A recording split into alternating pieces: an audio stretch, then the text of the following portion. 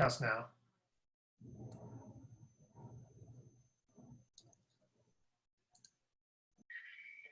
In that case, I will call to order the September 8th Sandag EMP. I think you're mute, Christine, you're muted. Okay, I'm unmuted. I'll call the September 8th. Is that muting me? No. I'll call the September 8th Sandag EMP Working Group to order. Before we jump into the meeting, I will ask that our working group lead, Kim, confirm that we have a quorum. Do we have a quorum? Yes, I confirm we have a quorum. All right. I'd like to update the members and public on our new processes for both members and public. The primary members of the working group will be using their cameras, and we will take live public comments. Members are asked to turn on their cameras. So as soon as I'm done talking, I'm going to turn off my camera. And if you have nothing to say, keep your camera off. And when the members have a comment, turn it on so that I can recognize you or Kim can recognize you. Because this is a very new process for us all, although I'm sure most of us have gone through various Zoom meetings, I'm going to now ask Kim Smith to go over the basic instructions for the working group members as well as the members of the public who wish to participate in the meeting. Go right ahead, Kim. Thank you. So as noted on the cover page of today's meeting agenda, in addition to emailed comments, the public may also provide live comments during today's EMP working group meeting. In order to provide live comments, first register for the Zoom meeting on the link provided on the cover page of the agenda. Join the meeting by clicking on the link provided in the confirmation email you will receive upon registering. When public comments are called for on an item, click on the raised hand icon in the Zoom control panel. It's on the top right of the screen. You will be called on by the name you're registered with and may provide comments for the allotted time. There is no need to mute your microphone. The organizers will unmute you when you are called on. The instructions for providing live comments are also on the bottom of the cover page of today's meeting agenda, which can be accessed from the homepage of Sandag's website at www.sandag.org. All comments, whether emailed or live, will be made part of today's meeting record. Thank you, Chair. Turn it back over to you.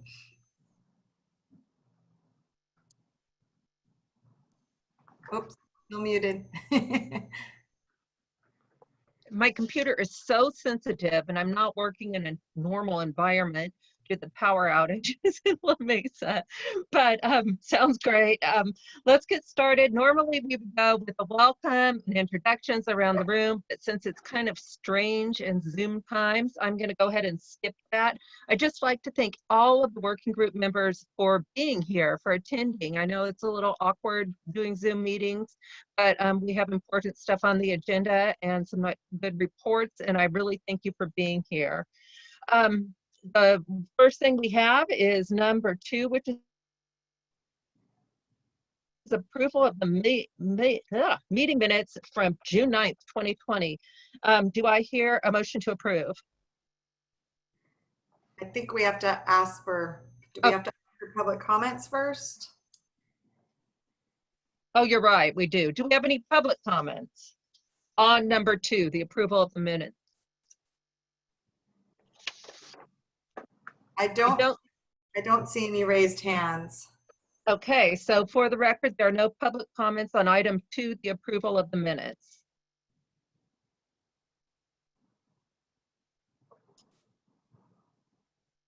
I don't think we have any public comments on item 2. I think maybe now just ask for any member comments. Yeah, member comments. Do we have any member comments on item 2, the approval of the minutes? Okay. Seeing none, I will now ask for a motion. I'll make a motion to approve.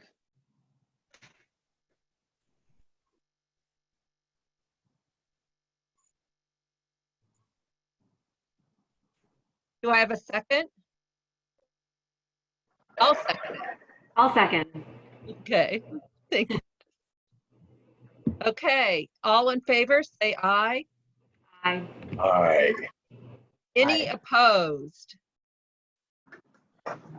Actually, I think this is when I have to go through the roll call vote. Oh, do you? Okay.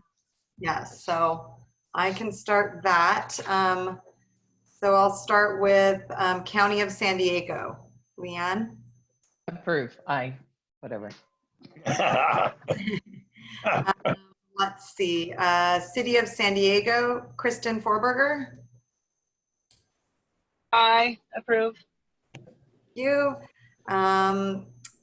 City, I didn't see City of Santee, Melanie Cush. I didn't see Melanie, but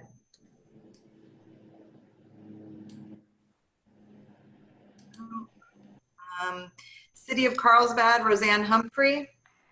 I approve. Thank you. City of Chula Vista, Cheryl Goddard. I approve. Thank you. City of Oceanside, Stephanie Cervantes. I'm abstaining since I was not part of that meeting. Got it. Department of Fish and Wildlife, David Mayer. I don't see David on. Okay. U.S. Fish and Wildlife Service, Susan Nguyen. Yep, I approve. Thank you. U.S. Forest Service, Lance Criley. No, I don't see Lance on either. USGS, Robert Fisher. I approve.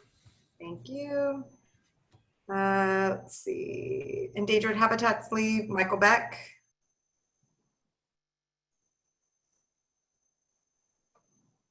I saw Michael on. Aye. Thank you, Michael. San Diego Habitat Conservation Network, Ann Harvey.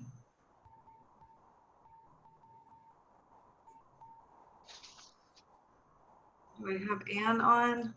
She was. Yeah. Ann, are you muted?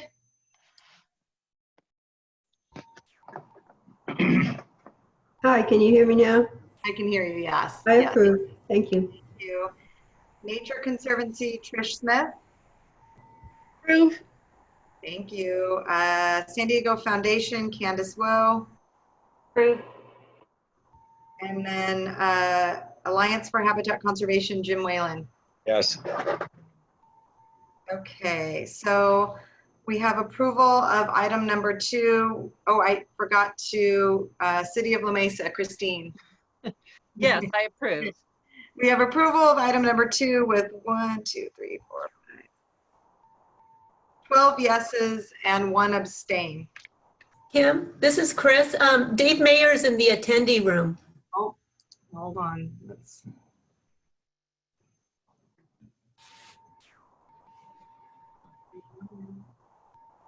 Okay, he should be a panelist now. Dave, you hear us?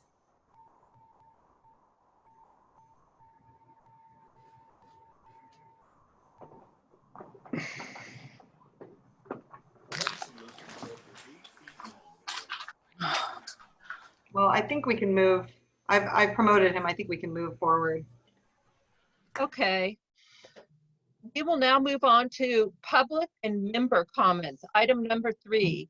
I'll ask members of the public who wish to offer a public comment not related to any item on the agenda to please raise your hand so that I can call on you. And I am now looking to see, do we have any raised hands, Kim? I do not see any raised hands. Okay, do we have any member comments? It appears we have no public comment. Do we have any member comments? I have a quick comment. I'd like to, and I believe we already were introduced to her during the minutes, but I'd like to welcome a new working group member. Stephanie Cervantes from the City of Oceanside will be joining the EMP working group as a member for future meetings. So I just wanted to say welcome.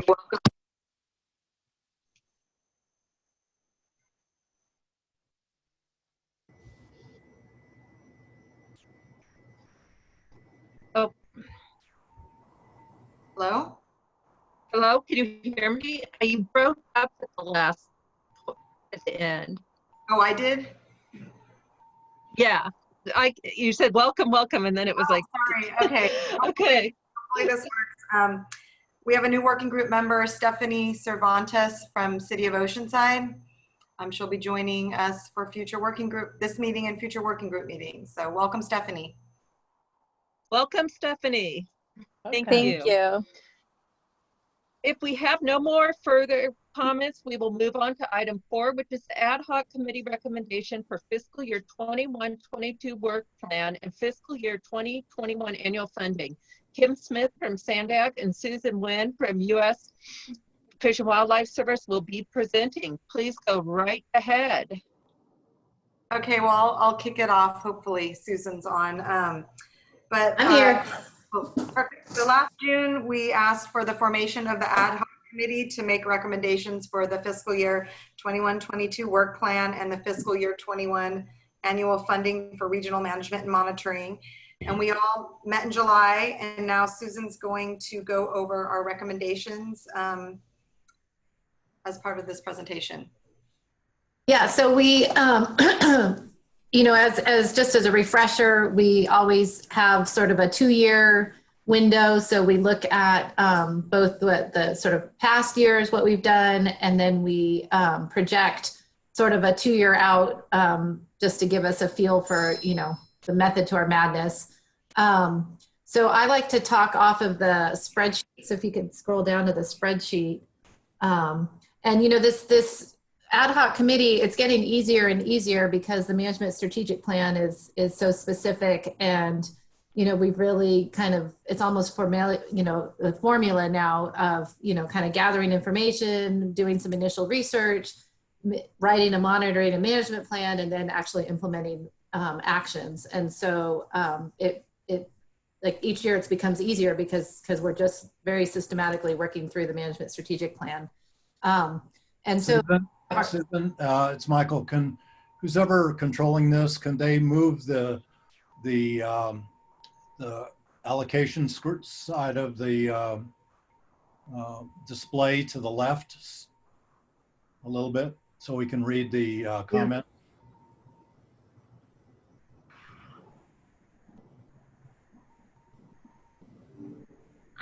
able to see all of column G. Oh, Yeah, you might. Yeah, there you go, Courtney. Perfect. Little more. Don't worry, Michael, I'll highlight it for you. Okay. Anyway, so we, you know, we have our standing strategic goals. So promoting key sensitive species, native habitats, wildlife movement, and regional coordination are kind of our big strategic goals. And so you'll see those as 1, 2, 3, 4 and at the head of each section. And then to orient you on this table, which should look familiar because we've used the same format now for a few years. So the column C, which is in gray, is the money that we've already spent. Column E, the green, is money that we've earmarked for certain tasks, but we haven't spent it yet. So it might be work in progress, or well, like this year is a little bit crazy with COVID, certain things didn't get done. And so those are our carryover budget. And then column F is the orange, is the new money. And so, you know, so then columns E and F together is the available funding for the tasks that we're going to be highlighting. So the first section of key sensitive species. So, you know, our rare plant program is going to be that first line item there. And, you know, I think the rare plants are the example of a program that is fully up and operational and running. And, you know, we're systematically working through the species, both the, you know, collecting the annual monitoring data, but also implementing seed plans, seed banking, genetic studies where appropriate. And so there's, you know, we have a group of plants now that have gone all the way through the process, and, you know, we really have a strategy in place of what to do. Otay tar plant would be a great example of one of those species that, you know, I really feel like with the release of the 2020 rare plant document that SANDAG or SDMMP just put out with CBI and AECOM, I mean, it's just a really thorough, like, this is what we need to do for this species.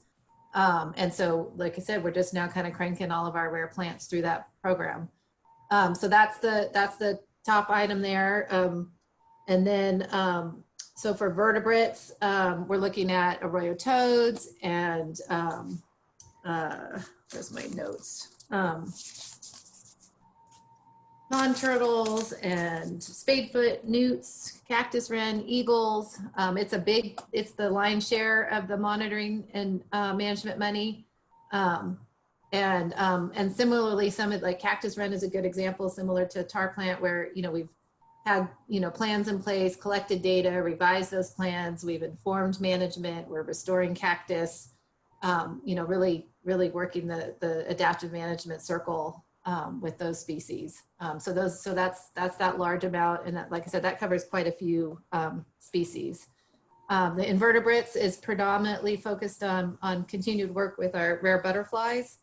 And then broader, the last line item under the key species is looking at some threat analysis, threats management. So some of the invasive species like ants and there's some other interesting invasives that are moving in and threatening some of our rare vertebrate species as well. It's not just plants anymore. Then the next category of funding is for the vegetation communities. And so trying to wrap up the work on the vegetation monitoring work that's well underway, and trying to get started on the wildflower planning and management, which is being highlighted its need right now as we speak, as we were frantically this morning trying to come up with maps to try to get into the incident commands, because the valley fire is threatening pond turtles and Hermes copper.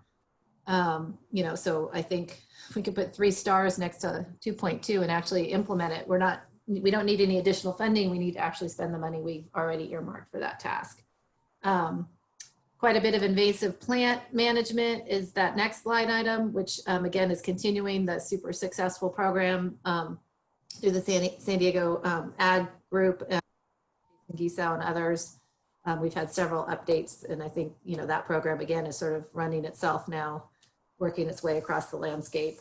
The vegetation mapping is not earmarked to be updated this year, so there's no new funding for that. Enforcement, again, money's there. We need to finalize plans with local jurisdictions on how to spend it. And that last task is just a carryover. It's no new funding for that. Then the next wildlife connectivity is the third. So if we scroll up to the next page.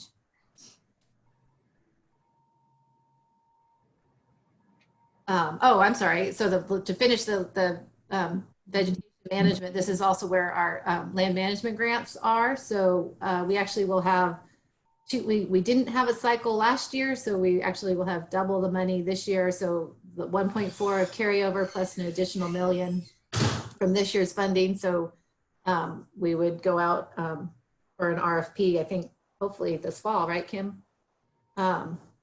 If we make it through the approval process for those land management grants. And then with the emergency land management fund, again, it's got a standing amount of money in there, and that's just sitting there in case we need it. Then the wildlife corridor and linkage monitoring. So that's continuing to look at connectivity. Some of it's focused on genetics, such as looking at horned lizards, mountain lions, working with partners to better figure out how to use cameras, badgers, and then some specific road work projects to make sure that roads like 94 and 67 are permeable. And so again, the funding you see there, and some of this is being matched by other money too. And then the final category is the actual staffing for SDMMP. And so those we try to have a year, we have to be a couple years ahead to recognize the timing and hiring and that kind of thing. And the program administrator has been on hold for a couple years now. And so Kim, jump in here. I hope I don't misspeak, but one thought we had was whether we could discuss funding additional staffing rather than if we're not able to hire the program administrator rather than having that money sitting there idle. You've got it. We're just having some issues with, I think it's this Assembly Bill 5 and hiring an administrator through a contract. So that's kind of what for the last year and a half has been holding it up. Still that's why we're not moving forward. So you have it correct, Susan. So the proposal, which I don't think is reflected in this table, but is something that we could discuss with this group now, right? Is that could we redirect, instead of a program administrator, could we hire another, say, a biologist or, someone to, some of the coordination of the rare plant work, or, but use it for staffing rather than an administrator, because SDMMP has quite a bit of work on their plates for the limited staffing that they do have. And so, Kim, I don't know how would we? So the simple way of doing it is through a contract. We have on-call consultants that we can contract with. That's a legitimate form of actually getting some services. The more challenging spot is to try to actually hire staff. Sandag will not be hiring staff this year.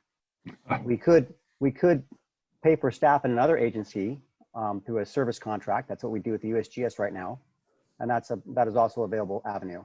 But short of going ahead and trying to figure out a consultant to do the work, or USGS to do the work, or some other entity to do the work, where we cannot fund a position at Sandag, nor will we be having challenges of actually hiring an administrator through a task order type of amendment.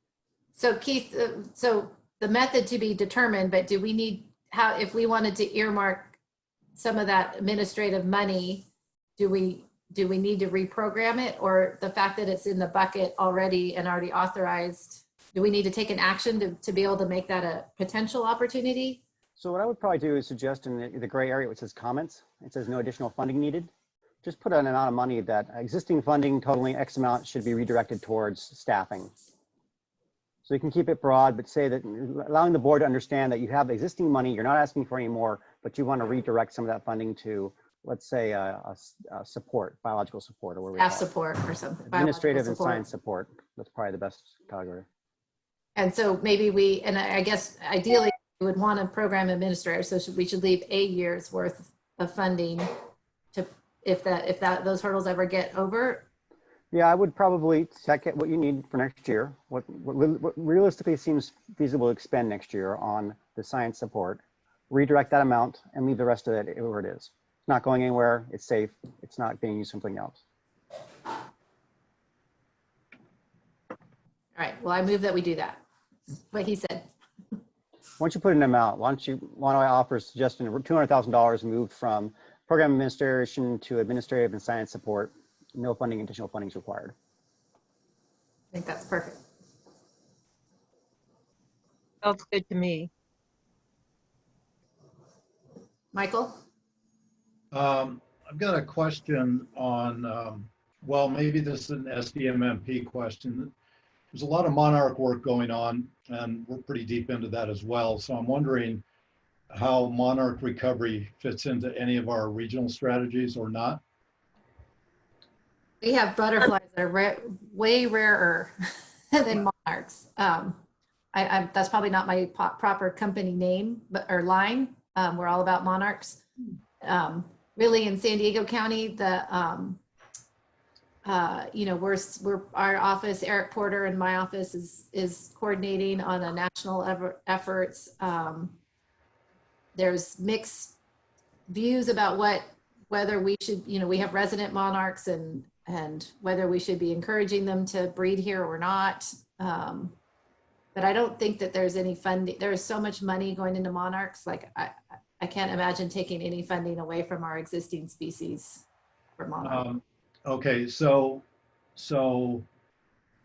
in section 1.1 or 1.3, either of those, no monarch related funding would be available. Milkweed specifically.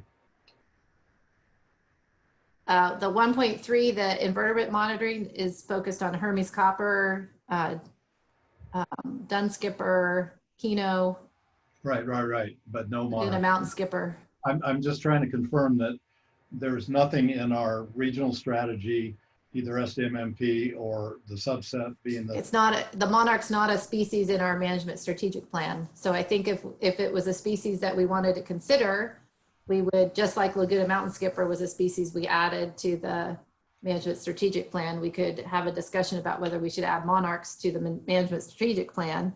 And then once they were in the management strategic plan, then we could identify tasks for them. which is getting to my point. So is Chris on? Chris is here, right? Yes, I'm here. So right now we are in the midst of updating the management and monitoring strategic plan for 2022 through 2026. If we wanted to add monarch, this would be the time to do it. So we have added Laguna Mountain Skipper. And so I think perhaps I'm taking it that your input, your recommendation would be to add the monarch to our plan. Well, my recommendation is to analyze whether it's appropriate. I personally Okay. see it is, but there's a lot of data, a lot of information, a lot of partners, et cetera. And so it's a candidate and it should be analyzed, I think. So Michael, so there's two actions here today. And Michael, I think you're getting towards the future action of updating the management strategic plan, which is not part of the current recommendation. Understood. I was starting with the current recommendations to see if there was anything in there or between the lines that could support milkweed restoration efforts. And it sounds like the answer is no. And then my second question is if it needs to be an MSP species, then I just want to understand the process and the timing. I'm not recommending that it be included until the analysis is done, but I'm recommending that the analysis, kind of the assessment of whether it's appropriate or not, be done. Yeah, and Michael, I can connect you with Eric, and because again, like I said, there is one group that views San Diego to monarchs as wintering habitat, which is preserving our, trees where they used to winter, and there's a group that feels that we shouldn't be planting milkweed because then they never leave, and so there's definitely two opinions about even what to do to support monarchs. But I'll hook you up with Eric, and then we could brainstorm a little bit about how we might fit into the MSP or not. And Chris, what's the timing on that? What we're going to be doing this over the 2021.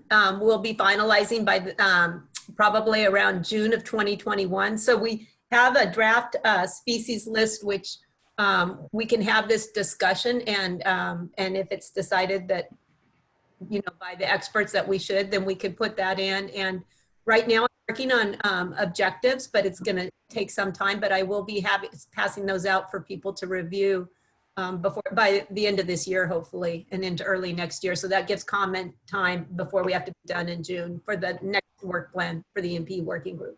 Okay, that's very helpful. My second and last question is, whose lead on this is section 3.1, whose lead on the determination of the priority list? Is it going off? I'm sure it's the MSCP is a subset of that, and SDMMP has their own strategic plan for linkages, but what's the process to recommend or consider other key linkage areas for monitoring? So we're going to get it online, but we have this huge project that's just ended with Winston did to evaluate all of the major highways and I-15 for connectivity for mountain lions. And it's really great. He's come up with a prioritization of infrastructure, crossing infrastructure, and identified areas where there's gaps and conservation land on each side. So that's one big thing that'll be coming out. And then we're going to work with USGS to take all of the evaluations that have been done and try to put them into some kind of action plan next year, so that in future years we can sort of go through that and evaluate projects for funding as road improvements come up, or as opportunities to conserve land come up. So there's going to be a lot done on connectivity, and that's one of the needs that we have at SDMMP, is that right now we are a little short on staff, and Yvonne used to take over that lead. And so right now I'm trying to work on that, but we're hoping to get some help on that. And But Michael, just to remind you that if you remember, I don't know, it's an attachment or a chapter in the MSP had, divided into, large mammals or right. medium, small, and then they did some research and now they're adding in some of these species, looking at genetics and then highlighting across the landscape, those critical junctures. But I think what you're asking about is more site specific, certain roadways or. Yeah, I'm definitely have something in mind. Is Winston's strategy final, or is it still draft? No, it is final. We have to get it up. We have to work with Winston to get it up on our website in the way that's best to display it. But I'm happy, if you want to talk offline, I can show you what we have. We have the GIS. It's really amazing. That so they did the 78, 79, 76, 15. Well, 15 is that whole interagency group is working on that. And and then we have the 67 and 94. So we've completed a lot of our major roadways and have detailed assessments of crossing infrastructure, what's needed to improve it, fencing and so on. And then also whether it's been used by lions or not, either through their activity or actual crossing observations based on GPS. And is I-8 on the list? Let's see, I-8 has been evaluated, but it is not part of what Winston just did. But yeah, we can talk about that. Yeah, I'll give you a call. Okay. Okay, Thanks. perfect. Jim, I got a question. Okay, go Susan, right ahead. is there enough money for invertebrates given what's happening with this fire for Hermes? Well, the invertebrate bucket includes money for Hermes to do our annual monitoring that we've been doing. And then, we have, the service has recovery dollars that we've been spending as well on, who knows? I mean, right now the fire hasn't burned the critical populations. The Roberts Ranch stuff, which is up, is right off the Hopitel Road, but to the north and east of where the fire is burning. If we get Santa Ana's and it blows the fire to the west, then, fingers crossed, not good for John Martin's house, but good for Hermes maybe. So I've been on calls all morning trying to make sure that we into the right, incident command centers, to the extent that they can try and protect certain areas. So it's sort of a wait and see, if the fires, just for everyone, when they burn on federal land, there's federal funding that will come in through the BEAR program, to do, to mop up after the fire, et cetera.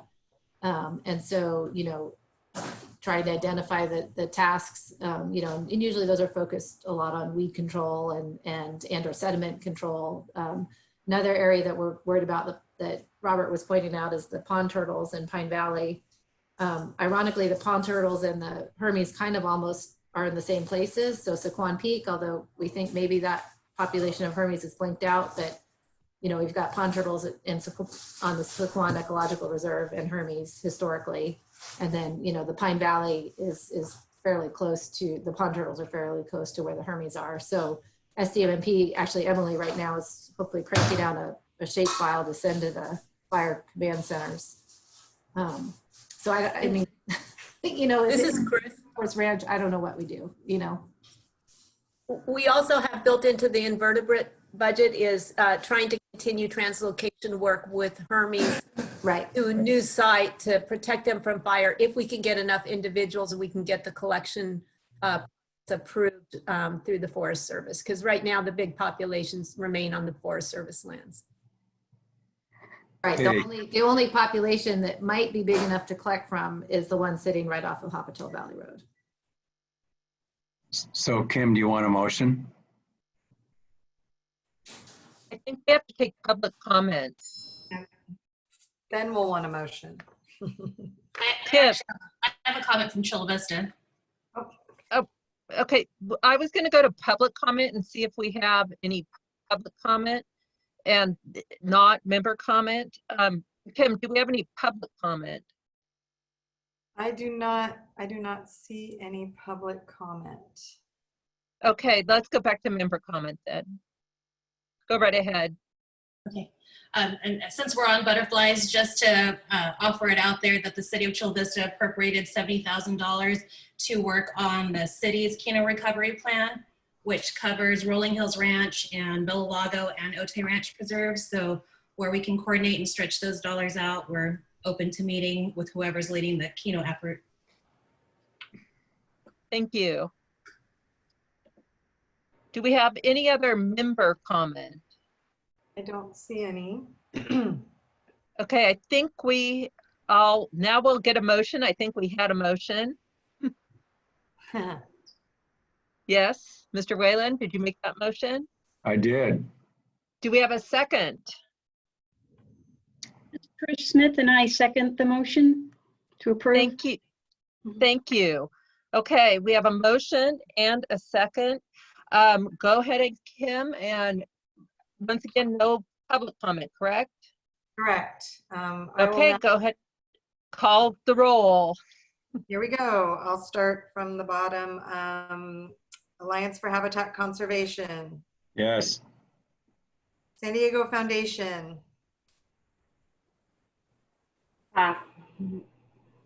Or approved, sorry. okay. The Nature Conservancy, I would assume that's a yes. Approved, yeah. Okay. San Diego Conservation Network, Approved.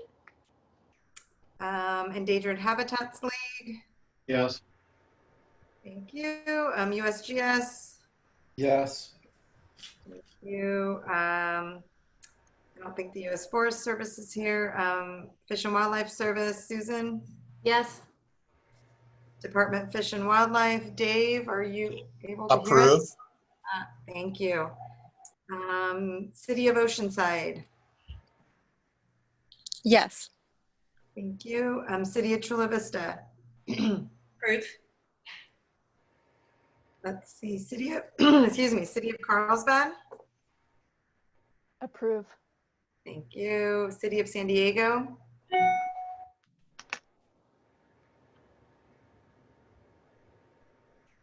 Kristen? Approved. Yes. County of San Diego, Yes, approved. and then City of La Mesa. Approved. Okay, then item 4 passes unanimously with those members present. Thank you. Now we'll move on to item 5, which is an ad hoc committee request for land management grant criteria review. Kim, all yours. Okay, well, it's very timely since we just approved, part of that approval that you just gave has to do with funding for the land management grant program. So we are now asking for the formation of an ad hoc committee to review the last management grant criteria and process, which was the 9th cycle back in, I believe, 2018. And make a recommendation for the 10th cycle. So the plan would be for that ad hoc committee to meet in October and then come back to the working group in December for the recommendations. So I think I need about 6 or 7 volunteers. Okay, let's see, hands are, I see. I'm sure you will get them. I see Leanne's hand. Anybody else? I see Jim.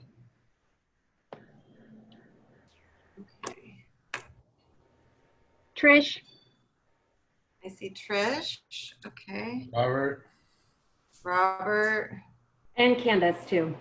Candace. Okay. Anybody else? Get me? Susan? Susan's. Anybody else? Dave Mayer's hands up. Oh. Perfect. Okay. Is that anybody else? 1, 2, 3, 4, 5. I think that will do it. Fabulous. Do we have any public comment on this item?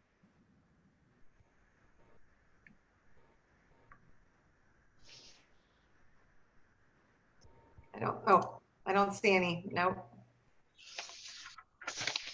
Okay, do we need a motion on this? Yes, we do.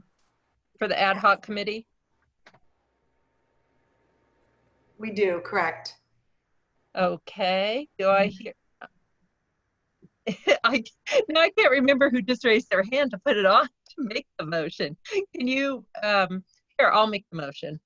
I move that we approve the members who volunteered for the ad hoc committee, which Ms. Smith has listed to form the ad hoc committee. There's got to be a better way of doing that. I hate these Zoom meetings. I second, Candace. Yeah, form the ad hoc committee for land management grant Okay. criteria. Is that good enough, Keith? That's good enough. That's good enough, Chair. We've got it from here. Okay. Do I have a Do the second? roll call. And a seconded. Okay. And now I can do the roll call vote for the last time, so bear with me. Okay, City of La Mesa. Yes. Okay, County of San Diego. Yes. City of San Diego. Yes. City of Carlsbad. Yes. City of Chula Vista. Yes. City of Oceanside. Yes. Okay, then Department of Fish and Wildlife. Yes. Thank you. U.S. Fish and Wildlife. Yes. USGS. Yep. Endangered Habitats League. Yes. Thank you. San Diego Conservation Network. Yes. The Nature Conservancy. Yes. San Diego Foundation. Approved. And then the Alliance for Habitat Conservation. Yes. Okay, then item 5 passes unanimously with those members present. Thank you. All right. And now we're going to move. Now we're going to move on to the informational items. The first one is item number 6, which is preserve metrics. And Chris Peterson and Emily Perkins are here to give us an overview of the draft report on preserved metrics. So take it away. Okay, this is Chris. I think, Courtney, you got to unshare your screen so she can share. There you go. Can you see my screen? Does it say State of the Preserve, Developing and Reporting Metrics? Yep. Yes. Okay, great. Okay, well, we're just coming back after our previous meeting in June to update you where we are on the preserve metrics. And today, specifically, we'll be talking about developing and reporting metrics. And Emily will do a really cool live showing you how we plan to engage this on our web portal. Uh-oh, it's not moving. Hold on just a sec. Okay. You've all seen this slide many times. It's the Independent Tax Oversight Committee audit recommendation. And I'm just going to refer to it again because we're really trying to meet what they required that or suggested we do. So they suggested that we measure progress in meeting specific and detailed EMP goals, objective, and action items for regional monitoring and management under the management strategic plan, and specifically to develop metrics using the abundance of data to holistically understand the status and trend of the overall health of the preserve system against the baselines established in regional conservation plans and formalize a system to communicate complex performance results. And so today I'm going to talk about those highlighted aspects of this. So we've been through a process of how are we going to do this assessment of our preserve system health and report it. We started back a couple years ago. Kyle Rice and Keith Greer put together a presentation with a lot of program metrics that we've used, examples. We've found additional ones as we've gone through this. And we've settled in after looking at them all. They're all very good and they have their strengths and weaknesses. But the one that I think is best adapted for our program, specifically because it deals with monitoring data, is the one TAM example. And I'll show you in a minute where you can go to get this information. The reason that we have suggested using or recommending using this example is that it accommodates many types of data. So it's not just, you know, how the percent accomplished, but you can approach it in many different ways. And most importantly, it tells you how we're making progress in meeting the goals. So it's goal-based, as is our management and monitoring strategic plan. It's simple, but it conveys very important information, 3 types of information. It talks about the current condition. So how is that vegetation community overall doing based on the different metrics that we've compiled? How is that species doing? And it also looks at trends. So this is where it's really important because we're doing monitoring of the vegetation and the species over time and the threats. We can actually look to see whether these what we're doing is increasing our effectiveness and what we desire to see, or are we do we need to change track? Are we doing okay and just the status quo? And so the trend is very important. But then it asks us to evaluate how confident we are in our estimates of current condition and trend. And so I think that these 3 things are very important in really understanding how our preserve system is doing. It's also non-judgmental. So we did consider scorecards A to F, but what I like about this, the way we're planning on using it, it sort of gives you an idea, okay, things are great, or caution, you know, you need to be aware that you might have to work on some aspects of your management or conservation strategy. And then it also tells you when things are not doing so well, and that's when you really need to jump into gear, like with the Hermes copper, and try to figure out what you can do to improve it. You can also drill down for details, particularly on our web portal. Emily will show you that, and in our reports. And they developed a guide to the process of developing these ecological health assessments. And we've actually, unbeknownst to us, because we didn't have this guide right away, we've been actually following along with a number of their suggestions. So now I'm really trying to incorporate some other suggestions and make sure we get these recommendations into our system. Here's the example of the website. And so this is one TAM, which is Mount Tamalpais in Marin County. And the people that created this website are also very involved in the conservation network, Conserved Lands Network up there. And they also have a metrics dashboard that is pretty good. And I really like these sites. They're visually appealing. They don't provide too much information all at once, but you can really dial down. And so they have a dashboard called their Peak Health, so Mountain Peak. And you can go in there and you can see they have 3 different types of indicators. They have wildlife, they have plants, and they have landscapes, which is similar to our vegetation, which also incorporates a lot of the threats such as invasive species, plant disease, and fire. And then you can see down at the bottom where it says read more, you can go in and get more information. So if you went into the landscapes, you would see their dashboard for coast redwood communities. It's the progress right now, the current condition is fair. So they have good, fair, and poor. We would actually probably use, and I'll show you this in a minute, they also use good, caution, and significant concern. And I think that that's how we might approach ours if people agree. They have the trend. And so in these examples, the 3 fair condition resources are also declining in trend, whereas the shrubland, which is in a good condition, is trend is staying the same as indicated by those arrows of no change. So improving is an upward facing arrow, horizontal is no change, declining is down. And they also allow you to express if you don't know. And I think that that's very important because in our metrics, we may not have all the information at this point in time, but we will in the future. They also give the confidence interval of high, low, or moderate. And that's actually, in a moment, you'll see a slide. It's based on some kind of criteria.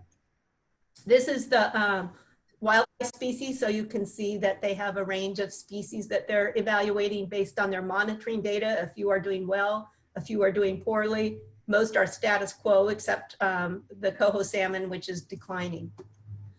They have a report, which I'm using as a model, or I'm proposing as a model, I shouldn't say using, to develop for our State of the Preserve report. And here is their report. You can download at these sites. And you can see here's where they define their condition. And this is the condition, it's specific to each indicator and to each metric. So you can change what is good. It doesn't have to be 75 to 100% met. And you'll see that in a moment. You can change your caution criteria.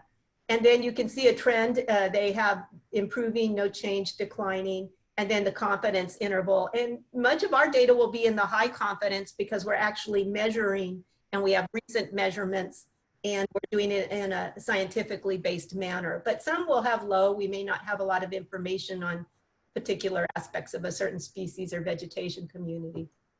This is what the report might look like, where we have a chapter for each indicator. And so serpentine barren community endemics might be our rare plants.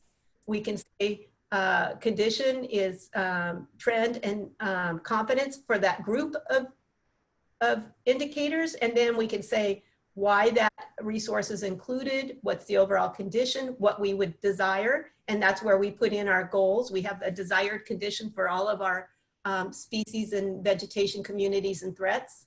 We can talk about what might be affecting that particular indicator in terms of stressors or threats. And then we have our metrics, and you can have, as I'll show you an example for the mountain lion, you can have a number of different metrics. And again, each of those has a condition goal, a threshold, current and condition, confidence, and trend. And then this is where people can dive deep. We can provide links for supporting data, observations, and research. So they can go right to the reports, to the data. We can talk about where we might need to improve or we have information gaps. And then we can talk a little bit about what we've done in the past in our management and monitoring strategic plan and what we're doing in the future, and finally references. So I like this because we would try to keep it really simple for our State of Preserve report, but similarly, people could, as they've done here, go to the detailed information if they wanted. So our State of Preserve report is due in 2021. And as you remember, we have metrics for species, habitats, and threats. And we have a variety of different habitats that we're looking at, coastal sage-grouse, chaparral, and grassland, riparian, and then sensitive threats. We have a number of different threats that we are collecting data on or that we are managing. And then for the species, which is an example I'll give today, we have figured out these particular species to highlight our State of the Preserve. And today I'm going to give you an example with the mountain lion. And we have some examples down here of the metrics we might take, but as you'll see with the mountain lion, we've deviated from that because we actually have much more information. So this might be, this is just a mock-up of what it might look for the mountain lion. It's a landscape scale species, so its connectivity is really important. I just made up what the condition, trend, and confidence. We haven't finished our metric analysis yet, but let's say it looks like they're not doing great, but they're not, they're doing better than the Santa Ana Mountains population, so they're in between. We don't have a trend at this point, and I'll explain that in a minute. And our confidence is high because we collected a lot of information. And then there's a paragraph why we include the mountain lion, how it's doing overall. We have a figure showing the individual tracked lions that we have been over time. And that's just through 2016. So we actually have a lot more information now. We have our desired conditions, which is our MSP roadmap goal for the mountain lion. And then we have some of the stressors, and on the figure shows you one of our main stressors or threats for this particular species is the I-15 corridor and connecting the Santa Ana mountain lions with the Peninsular Range, Eastern Peninsular Range mountain lions. So our first metric, I talked with Winston Vickers, and this is something that we will be pulling together working groups to go over these. but it looks like our monitoring, the most effective type of monitoring will probably be through a combination of cameras and genetics. And the genetics are really important to be following on this particular species. So this little brown box here describes what effective population size is, and that's the number of individuals contributing offspring or genes to the next generation. And we've actually come up with a metric based on on research into this subject throughout the conservation community of how many individuals we need to conserve. And so then right now, our current condition is good. Our confidence is high. The trend is unknown. We do know that they did do a bottleneck study when they did genetics, and we do know that there were more individuals in the recent past. So I'm predicting that if we cannot increase connectivity, that trend will be going down, as will probably the current condition. And we have another metric that's tied to that. This is the number of patches that are the minimum size of a female territory. And currently there are 25 patches that are greater or equal to 12,400 acres, and that's a minimum female territory. So if we could try to get these patches that are not by roads and development, if we can try to conserve these, then we can keep a core population of 25 females. The effective population size, males are less important in this consideration because they mate with multiple females and their territories overlap multiple females. So we're looking at the female as a unit. Again, this will all have to go into review to make sure that we're on the right path, but this is something that we can really work on doing. And then we can see how we've done. We've done well. We've actually conserved more patches, 12 of these large patches since the conservation plans began. And now we can see where we might want to augment that conservation. The next steps for our metrics process in September, this is what I'm giving now, is just the format. We're starting to compile the metrics and give examples. October, we're going to pull together our working groups that have been helping us with metrics to meet for review and input before we really get started. And we'll be preparing through May next year. We'll be preparing the metrics, the report, and the web portal. December, we'll come back to you with a progress report. March, we'll have a draft report for the EMP working group. In June, we'll give you a final report. So we're going to be really busy. And in July, we'll give the report to the auditors. Thank you. Thank you. Do we have any, before we get to any member comments, do we have any public comments? Oh, wait, Christine. Oh, I'm sorry.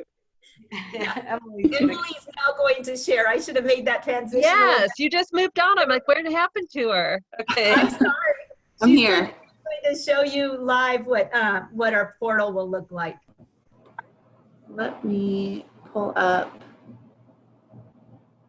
I got too many things. 1 second. Maybe you need to unshare. There we go.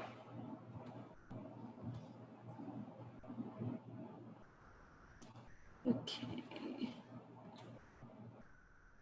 Should be. Sorry, I opened all these maps of fire. All I see are fire maps to share. I don't want to share those right now, so let me close some of those.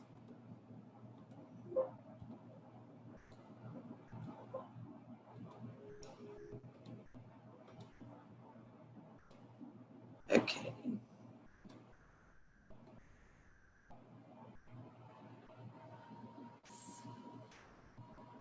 Here we go. Okay. So in addition to all of those metrics, we also need to provide a way to share that information with the public in an easy to understand way that also integrates into our existing website. So I just wanted to show our current website quickly to show a little bit about how it would fit into that. This is our website right now that's up at sdmmp.com. In our portal, you can search through the MSP information already by either species, vegetation communities, or threats. So those same topics for the metrics already fit nicely into our existing scheme. When you look at the, if you were to click on species, you would get a full list of all the species, and then you could view information like if we were looking at the mountain lion, we can get a full list of information about a species profile, the background, the goals and objectives, the locations. We also link projects, any other resources and files and documents. So our website is actually driven behind the scenes by a database where all of this information is explicitly linked. And so part of showing this metric information would mean adding to that database so that we could have all of that metric information explicitly linked as well. We can also show all of the goals and objectives. So this is our tracker database where you can actually search by species, threat, or veg community and get a full list of all the species to view the goals, as well as these are the objective texts and then the actions here. The actions are currently linked to projects. So in this case, you can come in and see this objective to evaluate quantitative models for mountain lion movement.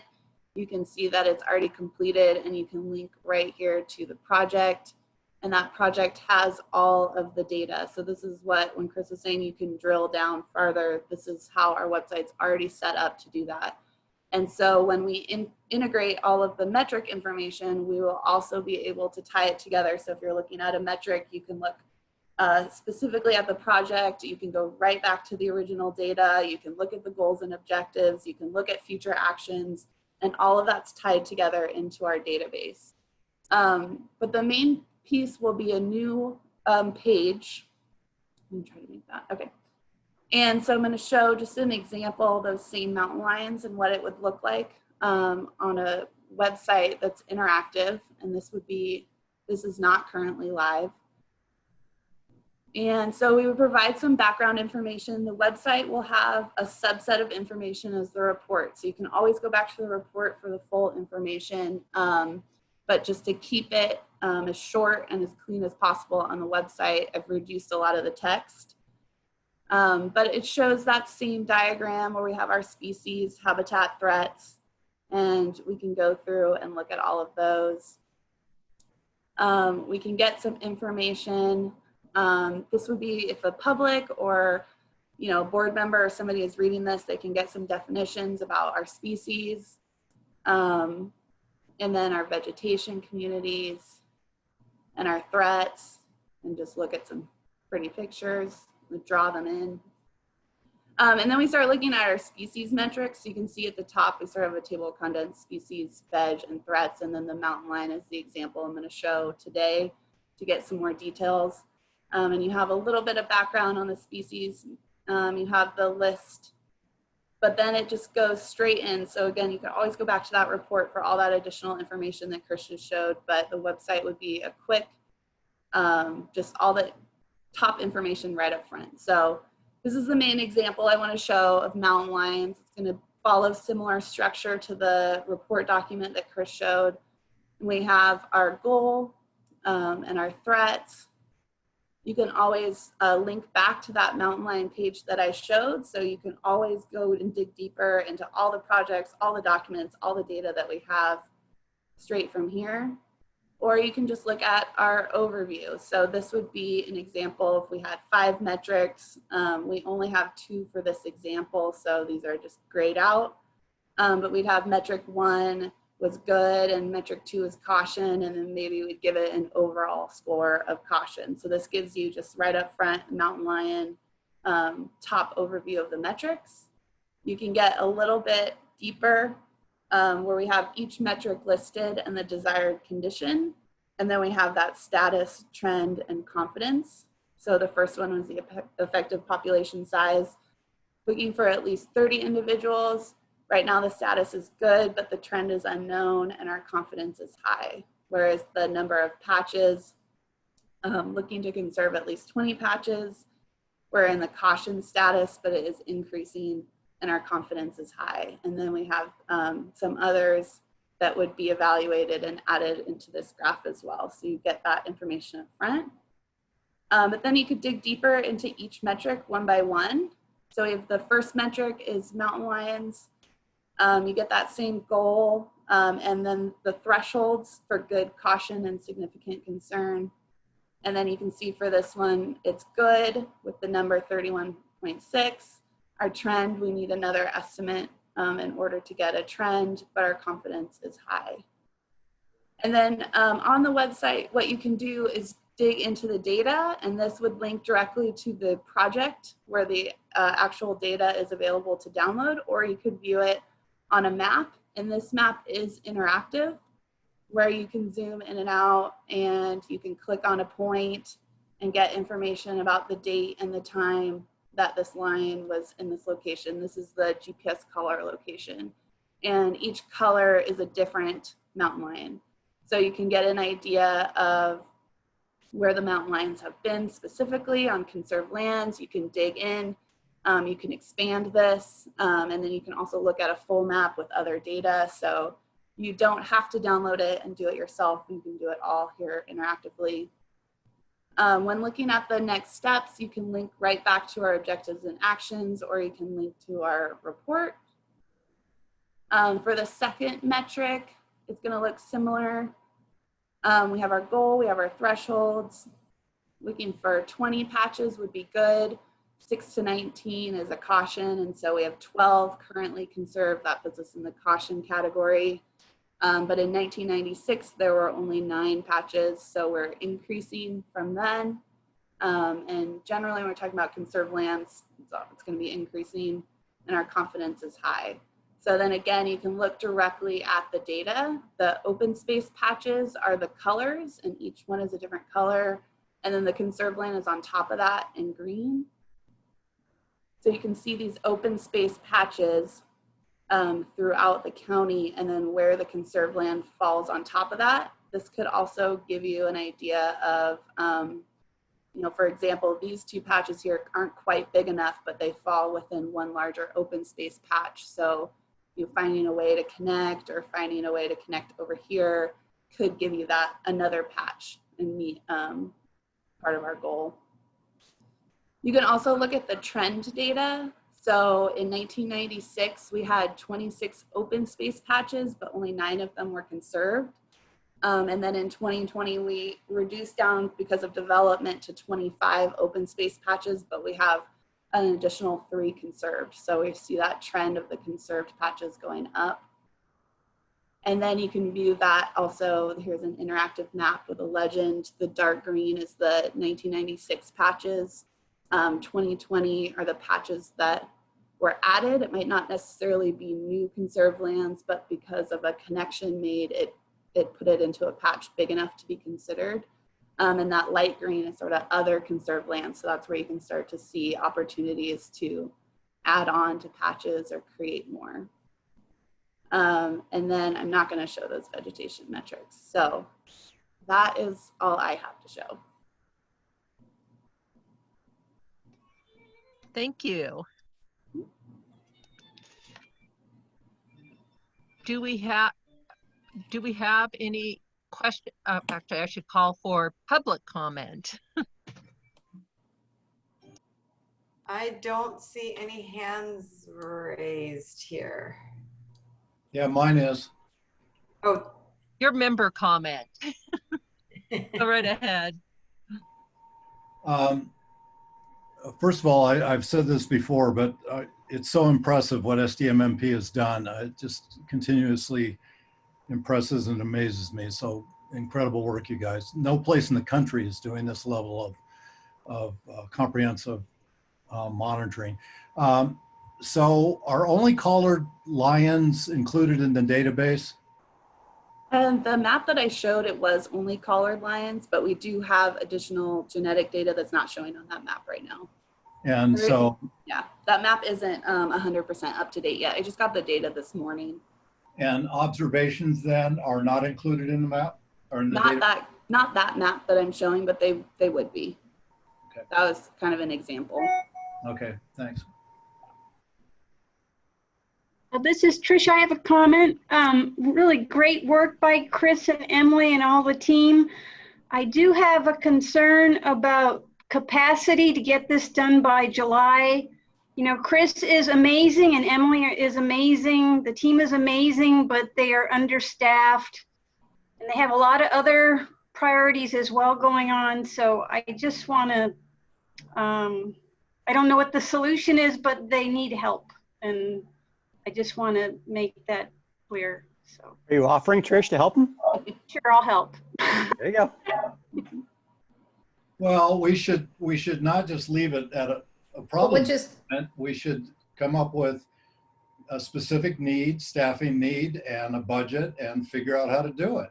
well, which is why we took the administrative money and just moved it for exactly that purpose.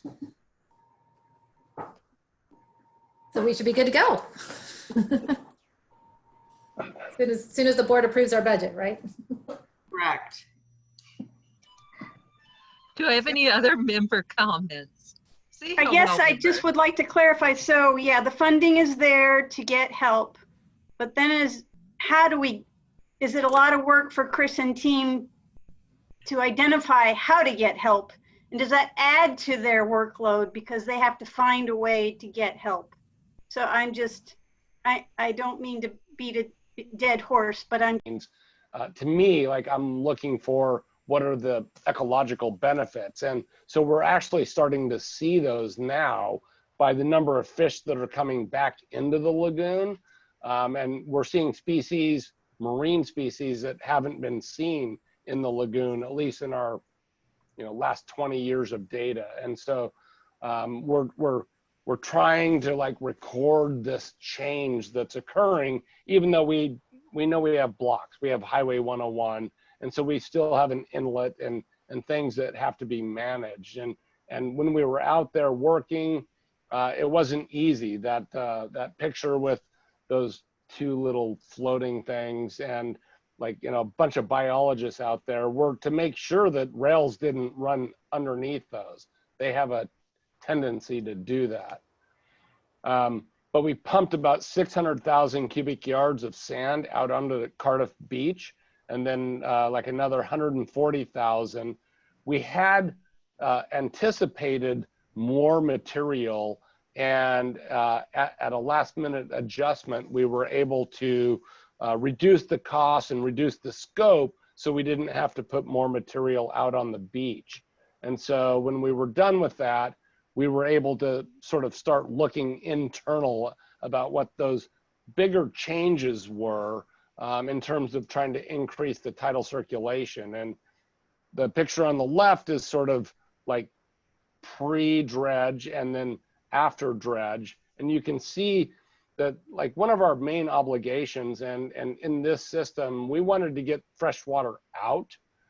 We have what was historically an ephemeral stream, Escondido Creek, that pumps out a lot of urban fresh water, and that was type converting like all the salt marsh habitat, because we were getting 3, 4, 5 million gallons a day coming through the lagoon, which was actually sort of starting to convert habitat to this brackish freshwater system, and we wanted to try to increase that saltwater influence.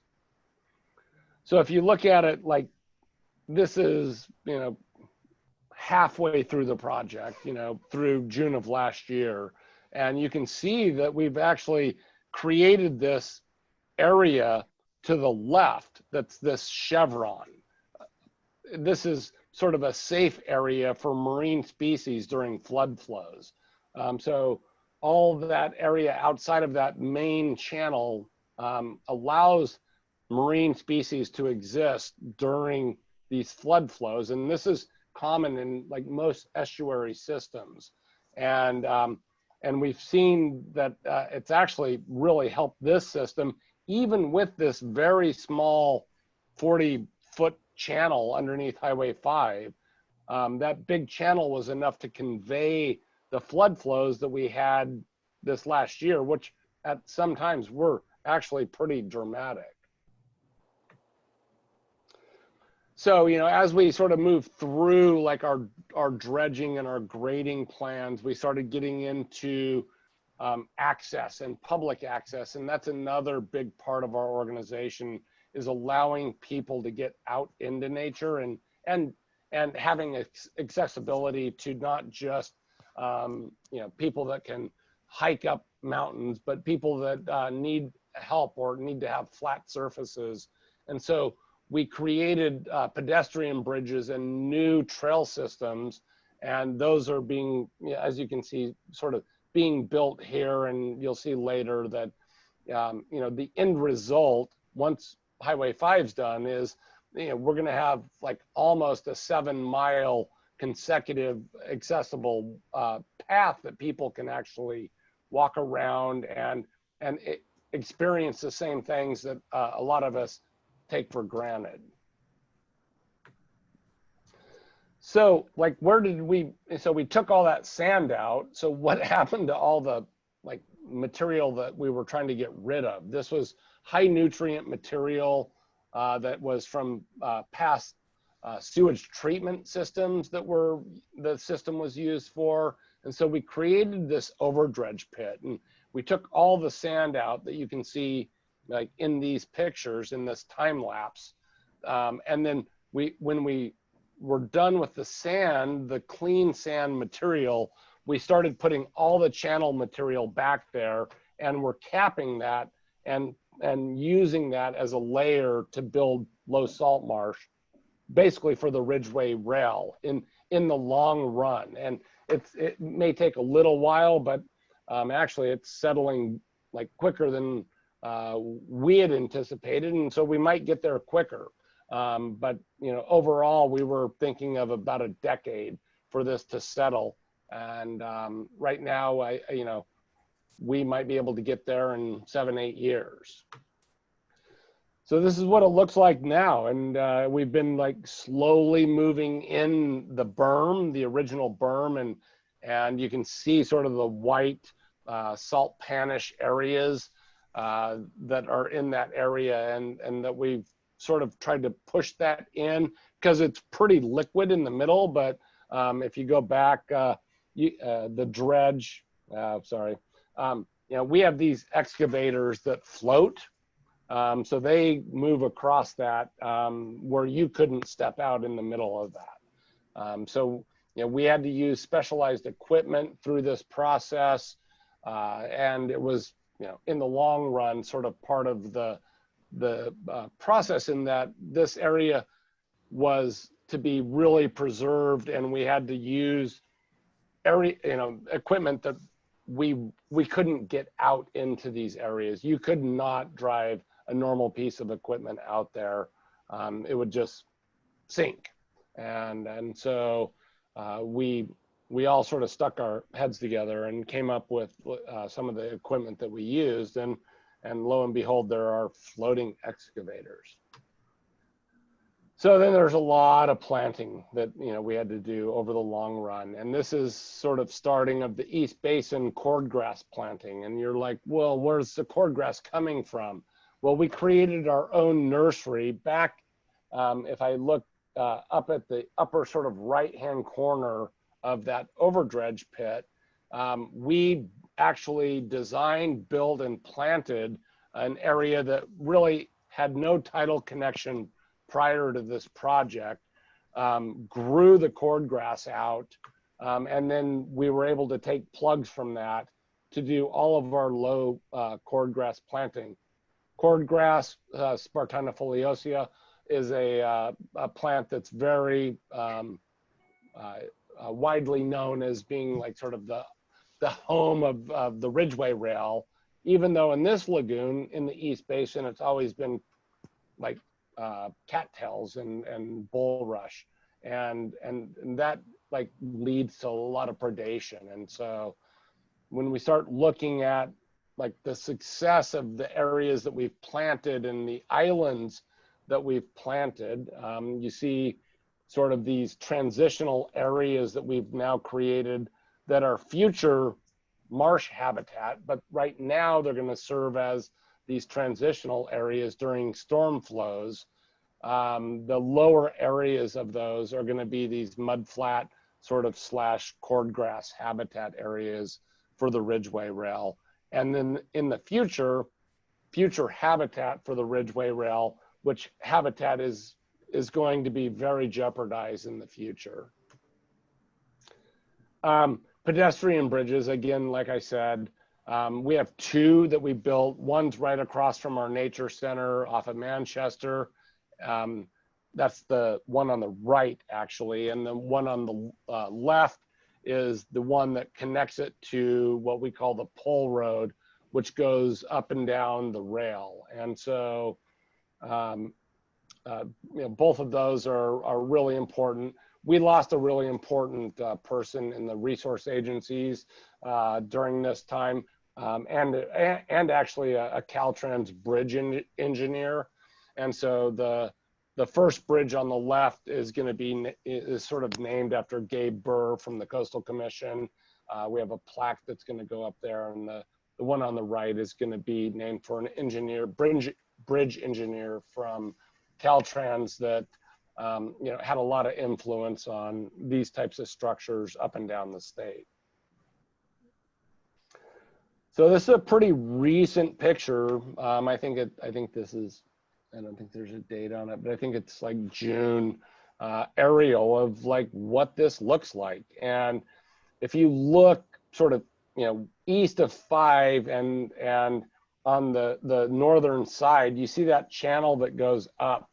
And that's basically where, we've seen the juvenile bald eagle hunt, and we've had sea lions up there hunting. And they're not just daily things. They were up there for days hunting, and we've never seen that. And so it's really neat to see what the influence of saltwater does. And hopefully we got all of our elevations right, that our transition areas allow for these sort of stepping stones for species to move east as sea level starts to come up. So, what is success? We're starting this monitoring program. One thing that we've done, I've done it, I've been here for a few years now, and, I've had to open the inlet on an annual basis. This year was a great year. There wasn't enough sand in the inlet for me to actually even do our normal operation. We couldn't build the berms that we normally use, which meant like we didn't need to do it. So it saved us about, $400,000. And our modeling told us that like, we might have to do this once every 2 or 3 years now.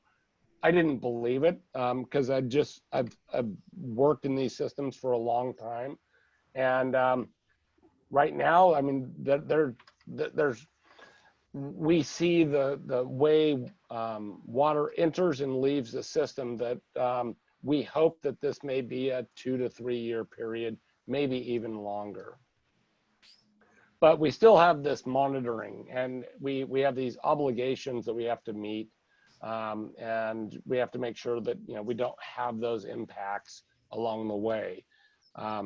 So when we look at our marine system, did that sand have an impact? It was great that we were able to build a beach, and then we had a combined project that actually built sand dunes along 101, but did it have an impact? And so we're monitoring that, all the different sandy shore, rocky intertidal, and reef structures, as well as the offshore kelp beds, to make sure that we don't have a long-term impact. And how do we do that? It's like sort of a long process. We have obligations that those 10-year sort of monitoring process is based upon us meeting relative and absolute standards for this. And then above and beyond that, as a part of Transnet, we have this obligation to, and our permit agencies to meet this 50-year resilient to climate change. And so we have this, we have to meet our initial obligations, but then we still have a long ways to go in terms of looking at this system and making sure that it's managing itself, or at least meeting those goals in a much longer period. So those, some of those systems that we have to compare to are up and down the coast, TJ, Carp, and Magoo lagoons. And a lot of these standards were already set by the Songs project at San Diego Lagoon. And they use those same reference sites. So we're using a lot of their same metrics. And what are those metrics? So, I mean, not necessarily for our beach project, but, how we look at the relative versus the absolute. We have topography and bathymetry, and how we actually measure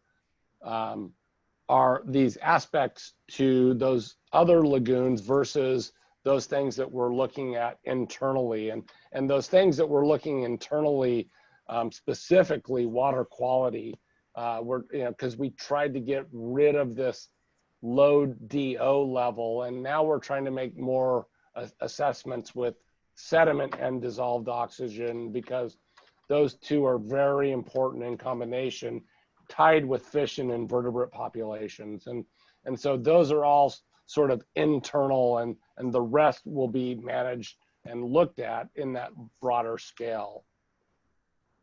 So if we looked at, where we're at, I mean, we're pretty much done with construction, although we have, some continual, we're in the sort of a PEP period for the plant establishment of all of our plantings. They have about till July next year. And then we also have this process where, we have to look at the overdredge pit, and we're going to manage that for another year. And if we need to bring material in to make sure the soupy middle doesn't become a lake, which is really important in the sort of long-term strategy of the vegetation, we're sort of getting to that, and that's going to take management. And so we have, we're part of the CMGC, which is this contract management general contract of the Build NCC, which is the rail, the freeway, and this lagoon project, which allows us to have this sort of larger capacity to be able to do this management in the long run, during the time that they're still there. And since they're still working on that bridge, we have their access to their equipment and their staff. So, I mean, that's about 26 years of my life, summed up in 25 minutes. Thank you, Doug. So now I'm going to continue on. Let me try to share my screen here. Oh, you have to stop sharing your, oops, there you go.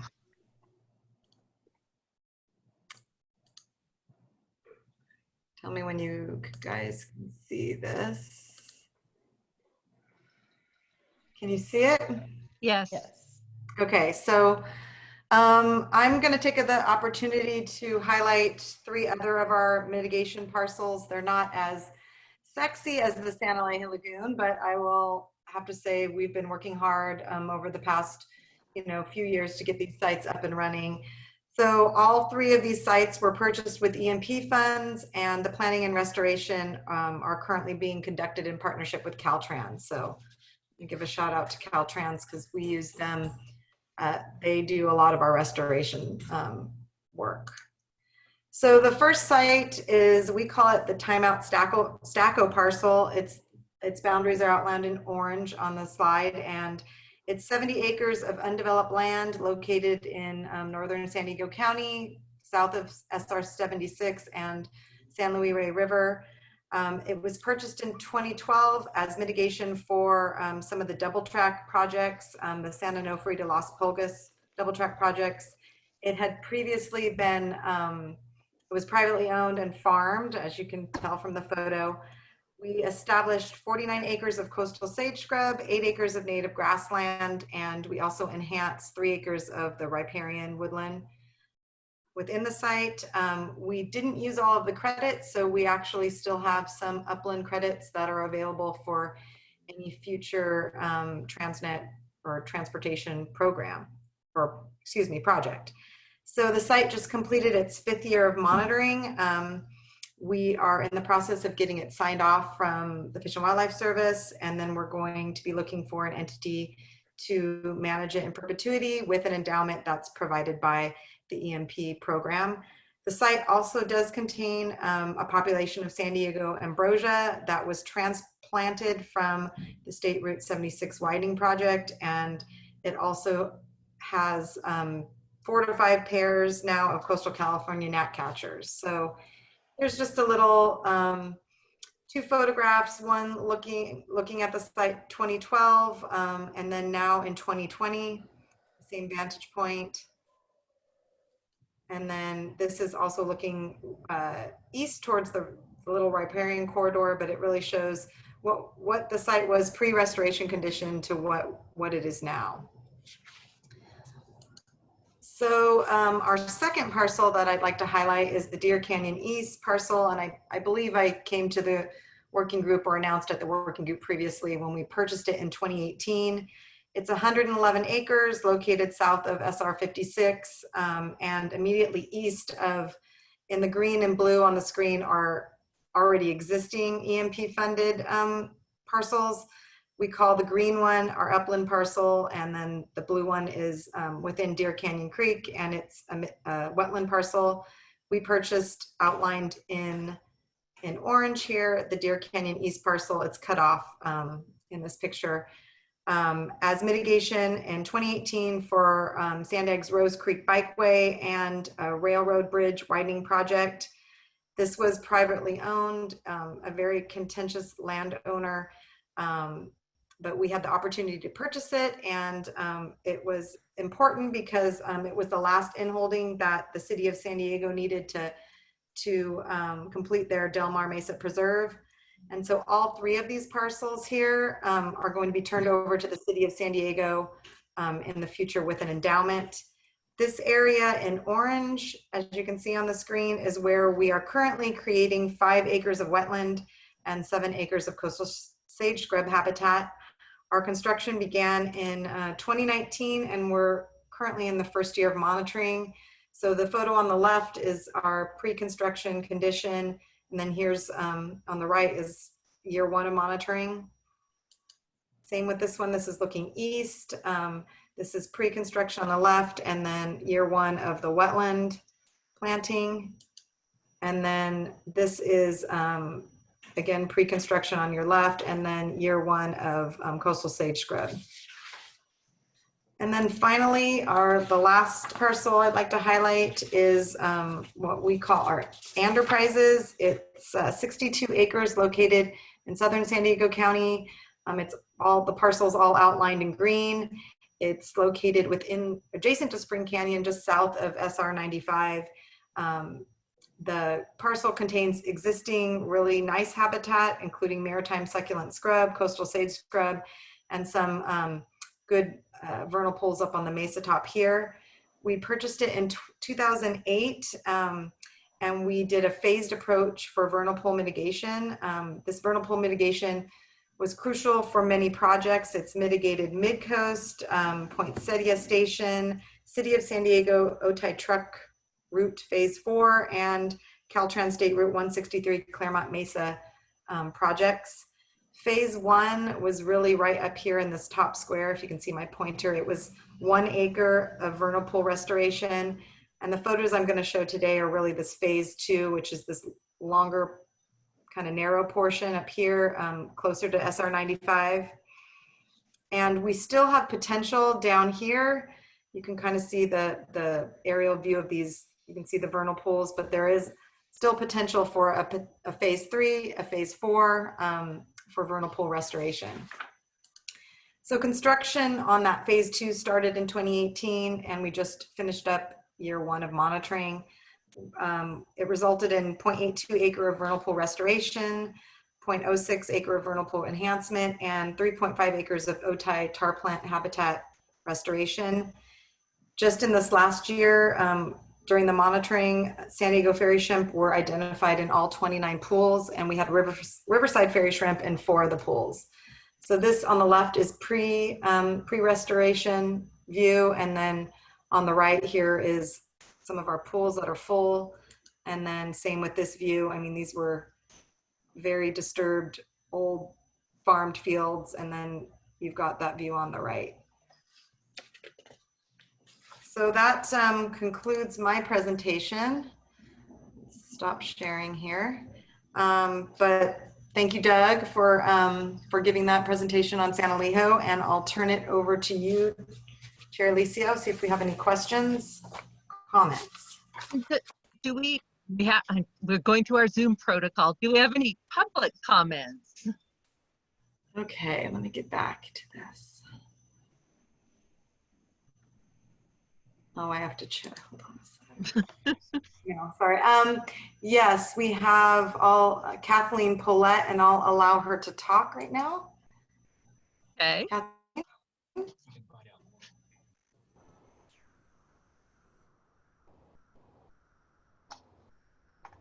I think you can. Hello? Hello? Yes, we can hear you.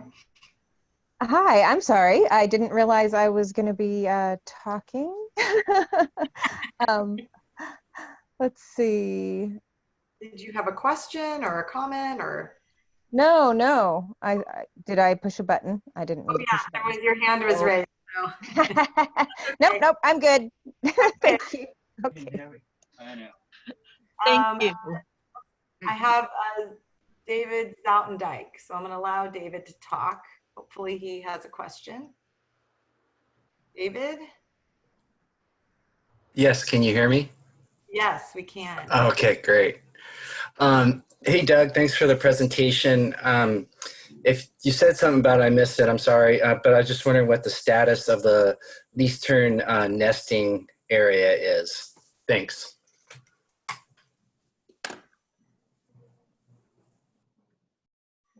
Doug, I think you're on mute.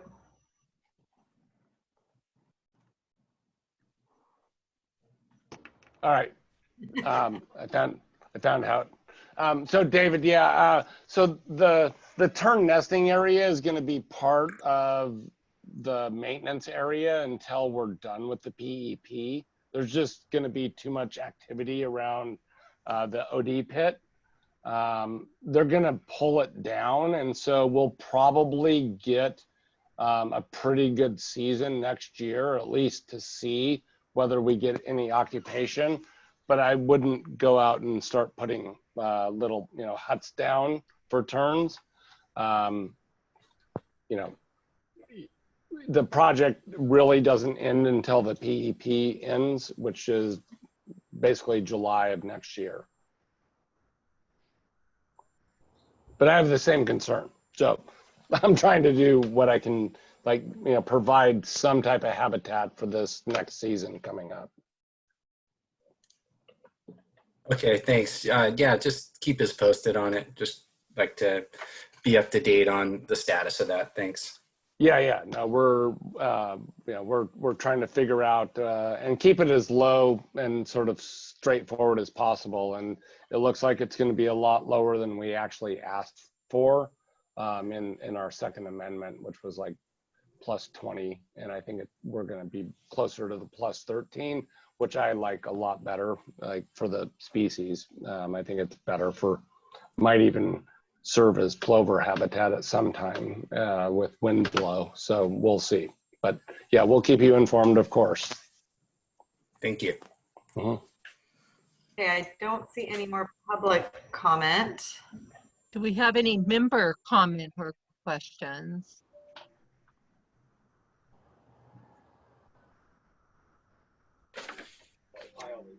Leanne?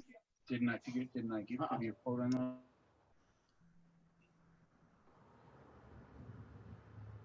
No, I don't. Oh, wait, Susan. Hey, Doug, I was curious, the sort of dunes that you've done, and there's the ones along the beach and then the ones on the east side of the road there. Did you get any plover use or tern use in there?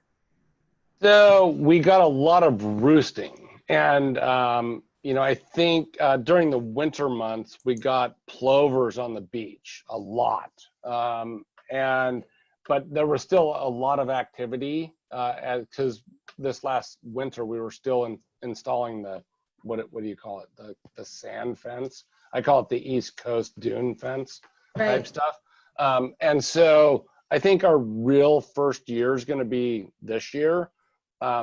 We've been working with state parks, and they've been really great about making sure that people only go in the areas of the dunes that they're allowed, because we did allow like some areas where people can like hike up there, or like kids can play in those sand areas, and then areas that they can't. And so like getting that data in the long run is, I mean, it wasn't part of the restoration project. It should have been, but it's not. And we're trying to incorporate the monitoring because we did all the planting. We think that it's going to, over the long run, it's going to provide an area that's either one, a soft fix for we know it's a fix for freeway getting eroded. It's better than a seawall. And, any loafing that happens up there is going to be a benefit.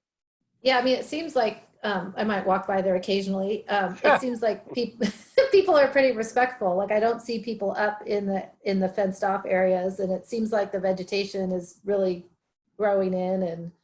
And I was curious, like this spring with COVID and the beach closed, kind of leading up to whether that would have birds would have used it. My second question is, you mentioned that one of the bridges is going to be named after Gabe. Are you going to have like a dedication ceremony, or did we already miss it? No, I haven't talked to his family yet, but we had actually planned this before this happened. We were going to do this anyways. And so I have to talk to his brother and his wife. And so if they want to have a ceremony, I'm going to let them do it. We're going to do this anyways. But I want them to have the sort of first right of refusal to be out there. Yeah, no, I think he certainly was instrumental in it all. And it's a nice tribute. But if there is something public, please let us know. Oh, no, we'll let everyone know. Yeah, awesome. That's all. Thanks. We're coming close to the scheduled end of the meeting, but are there any more member comments or questions? I had one. This is Robert. So this is the Doug. Doug, there was a lot of information. It's really exciting what you put together. My question was, is there a freshwater lens, like a freshwater marsh at the back end of this of San Alejo still that might serve as habitat for pond turtles and such? I know you've pushed the saltwater back quite a bit. And then is there much salt pan habitat left? Because I know there's been this question for us to STMMP to think more about tiger beetles. And so I don't have a sense of how, I saw that some pan was being created. It looked like some of that, like you mentioned it, in fact. So I guess those are my two questions, and how those might integrate with the ongoing restoration you guys have done. Those are great questions. So we have about almost 95 acres of fresh marsh still in the back. That's all cattails that we've left as sort of a sea level rise buffer. It's going to be a phase 2 if we ever have to do that, because it's a lot of biomass. The salt pan area that we've always had in the East Basin, we protected. And that was a big, the agency, we all worked together on this this is 26 years in the making. And even though we couldn't necessarily describe the importance of what a salt pan is, and I actually did tiger beetle surveys. Yeah. We don't have them. It doesn't mean we can't have them. It's just like we used to have cactus wren. It doesn't mean we can't try to incorporate them back into the reserve in our upland areas. So right now, the salt pan areas are actually doing what we want. They're impounding water, they're evaporating, and then it's sort of accumulating that salt. So over time, I think we're going to maintain a lot of the salt pans that was actually being overtaken by fresh water. And then pond turtles, we've never really noticed them in our monitoring protocols. It doesn't mean they can't be there, and that there is the freshwater system for them there. Great, thank you. Mm-hmm.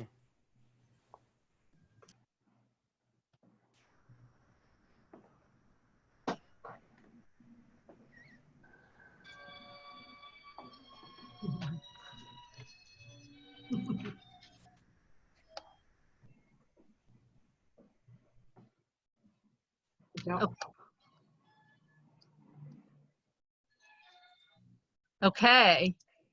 I may be having internet problems again. We can hear you. Okay, good. Any more questions? Do we have some more questions? I don't think we do. Okay. Thank you for the great presentations, both Doug and Kim, and also the great discussion. As I always say, this is my favorite thing about Sandag, is this working group and what you do. And with that, I will announce that our next meeting is December 8th, 2020 at 1 p.m.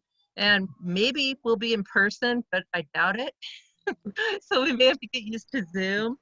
And I just want to thank everyone for taking time out of their schedule and attending and getting a quorum so we can continue our good work. And with that, I will say we are adjourned at 2:57 p.m. No further public comments. Thank you, everyone. Thank you. Bye. Thanks, Bye. everybody. Bye. Bye, everybody. Bye.